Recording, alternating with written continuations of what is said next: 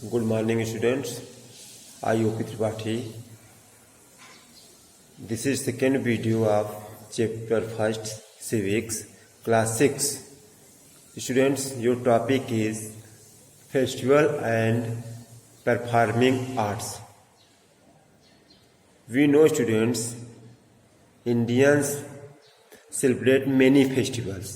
बहुत सारे हम त्यौहार मनाते हैं और इन फेस्टिवल्स में जो हमारे मेन कैरेक्टर्स हैं इन्होंने और इकोनॉमिक एक्टिविटीज़ ने, आर्थिक क्रियाकलापों ने हमारे सांस्कृतिक परंपराओं पे बहुत अधिक प्रभाव डाला है। जैसे बैसाखी और लोहड़ी पंजाब में मनाई जाती है, ओणम बच्चों केरल में मनाया जाता है, बिहू बच्चों आसाम में मनाया जाता है, पोंगल तमिलनाडु में, मकर संक्रांति बिहार और उत्तर प्रदेश में हम मनाते हैं। यह ध्यान देने वाली बात है बच्चों कि ये जो सारे त्योहार हैं वह विंटर के समय, जाड़े के समय जब क्रॉप की कटाई होती है तभी मनाए जाते हैं। अतः ये एक बेस्ट एग्जाम्पल है कि एक ही कार्य को हम लोग अलग अलग तरीके से कैसे कर सकते हैं। जैसे कोई भी त्योहार हो, हर एक फैमिली, हर एक कम्युनिटी अलग अलग तरीके से मनाता है। उसके अलावा कुछ ऐसे भी त्योहार है बच्चों जो कि पूरे देश में मनाए जाते हैं। जैसे होली है, दिवाली है, दशहरा है, इसको हम लोग सारे देश में मनाते हैं। जीवन के अन्य पहलुओं की तरह बच्चों भारत में नृत्य भी अलग अलग है। भारतीय जो डांस परंपरा है वो बहुत पुरानी है। इस विशाल महाद्वीप में यानी हमारे देश ने बहुत सारे डांस के स्वरूप दिए हैं विश्व को, और प्रत्येक डांस विशेष समय, स्पेशल एटमॉस्फेयर में डेवलप हुए हैं। सभी जो हमारे डांस हैं वो कुछ न कुछ जीवन के भाव प्रकट करते हैं। जैसे प्रत्येक का विशेष अर्थ होता है, मीनिंग भी स्पेशल होती है बच्चों प्रत्येक डांस फॉर्म की। हमारे यहाँ 9 क्लासिकल डांस हैं। Besides them many others folk dance that celebrated by every state, मतलब और दूसरे भी लोक नृत्य हैं जो कि हमारा देश अलग अलग राज्यों में मनाता है।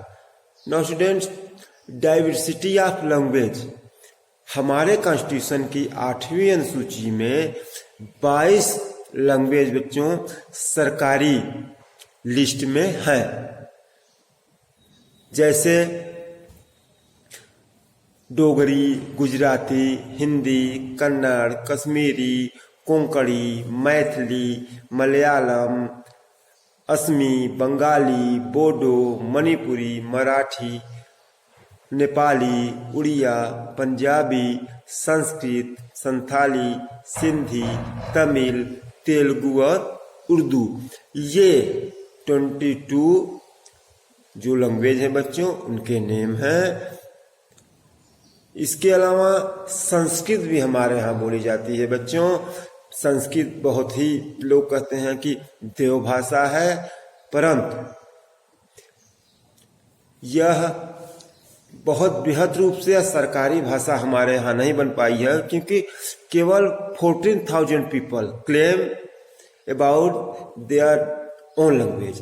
केवल 14,000 लोगों ने यह बताया कि यह हमारी भाषा है और इसीलिए यह सरकारी भाषा नहीं बन पाई है। केवल स्कूलों में क्लासिकल भाषा के रूप में यह पढ़ाई जाती है। स्टूडेंट, भारत की केवल 2 मुख्य भाषाएं हैं जिनको सरकारी भाषा बताया गया है, लैंग्वेज बताया गया है, जो कि हमारे यहाँ यूज भी होती हैं, हिंदी और अंग्रेजी। ठीक है। Now student, unity in diversity, हमारी विविधता में भी एकता। यह एक प्रोवर्ब की तरह है बच्चों, मुहावरे की तरह है, जिसको सबसे पहले हमारे first prime minister mister Jawaharlal Nehru ने यूज किया था।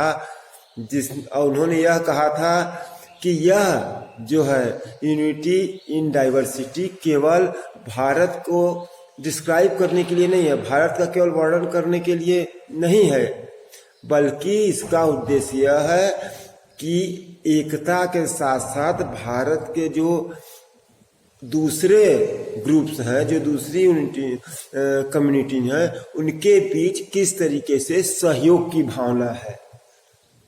और इसके अंतर्गत अलग अलग तत्व और एकता के धागे से हम सभी बंधे हुए हैं। National legacy of India's past. Legacy means होता है बच्चों धरोहर। जो हमारा कंट्री है उसने प्राचीन समय से ही लिटरेचर में, आर्ट में, साइंटिफिक नॉलेज में बहुत अधिक इसने ज्ञान अर्जित कर लिया था। हमारे कंट्री में जो 3 मुख्य रिलीजन है, हिंदू, बौद्ध, जैन, इन्होंने भी हमारे इंडियन कल्चर पे बहुत डीप इम्पैक्ट डाला, बहुत गहरा प्रभाव डाला। और जैसे ही हमारा contact outside of the world, विश्व के दूसरे देशों से हुआ, उनके कांटेक्ट में हम आए तो उनके व्यवहार जो समृद्ध थी, उनकी परंपराएं जो समृद्ध थी, वो उन्होंने भी आकर के हमारी संस्कृति को समृद्ध किया। और इन्होंने सामूहिक रूप से हमारे धरोहर के मुख्य आधार हैं, क्योंकि इन्होंने हमारी संस्कृति में बहुत अधिक योगदान दिया। Now students, achievement of independence. जैसा कि हम जानते हैं, अंग्रेजों ने हमारे देश में जब शासन करना स्टार्ट कर दिया तो इन्होंने सबसे पहले अंग्रेजी शिक्षा व्यवस्था को लागू की, जिससे वे अपने उद्देश्यों की पूर्ति कर सके। भारतीयों का इससे कोई लाभ नहीं हुआ।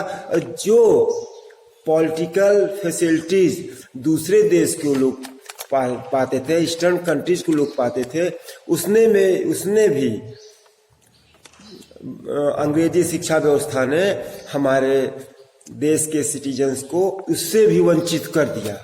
जैसा कि महात्मा गांधी ने कहा कि उपनिवेशी शासन केवल भारतीय के अधिकारों से ही नहीं वंचित करता, बल्कि साथ ही भारतीय आर्थिक, राजनीतिक, सांस्कृतिक, आध्यात्मिक रूप से भी सभी को नष्ट करता है।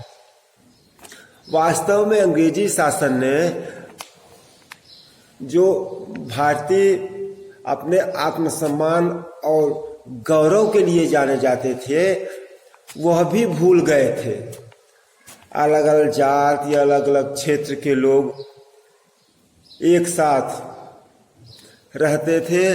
वो अंग्रेजी अहंकार और उत्पीड़न के खिलाफ उन्होंने उस समय लड़ाई लड़ी।